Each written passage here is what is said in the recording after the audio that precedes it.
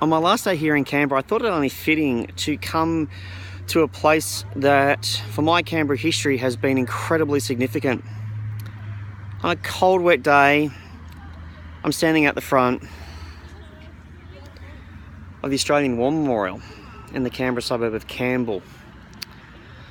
I came here a lot with my dad and my two sisters when I was much younger. We used to be able to play around and climb all over tanks and everything like that in the days before OHS.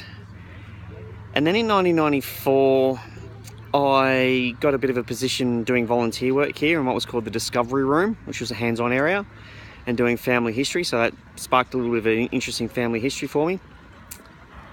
And then later that year, I was actually asked if I wanted to work in the main galleries as what was called an information assistant. That was actually quite challenging considering I was the youngest on staff. If you ever come into the memorial and you see people in their early 20s, around that 20s to 30 age, and you wonder who the first young person was, it was me. It's probably my only real claim to fame. So from 94 to 97, I worked here on a casual basis as an information assistant. I had some amazing workmates. Two still work here, Andy and Marg.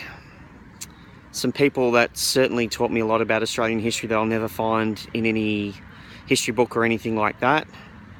Certainly learnt the importance of sacrifice, and not just from the names on the wall, but the names of the people that came back and what they went through and what we're starting to see now, in particular with the idea of PTSD.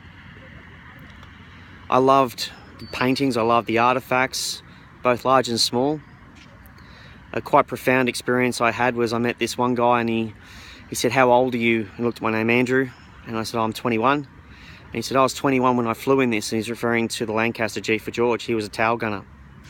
And he was looking at it, thinking that he had flown missions in that actual very plane. I met people that were meant to go on missions where everyone died, but they were left behind and so they survived. This place is probably beyond my family the most important place to me. I can see Parliament House off in the distance, both old and new, in the mist. Mount Ainslie behind. Churches, houses I've lived. But there's always something about this place that keeps me coming back. I'm actually not going in to visit today. I'm actually about to head off to the airport to fly home.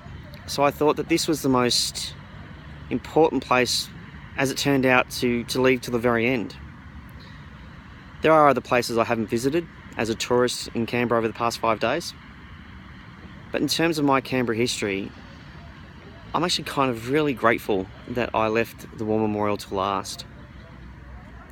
So to all the people that I worked with during those years here, times I remember freezing, times I remember standing about 20 metres behind me looking out at an intersection and seeing car crashes.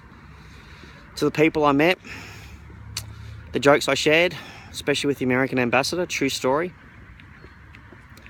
through to all the stories I was told. For Australia's history, we cannot thank the people that both lived and died for this country, but also for the people that are willing to share that story. So to all the people working in this building and other buildings behind me now, I say thank you. Because I am just simply one in a series of footsteps of people trying to tell the stories of those people that have served.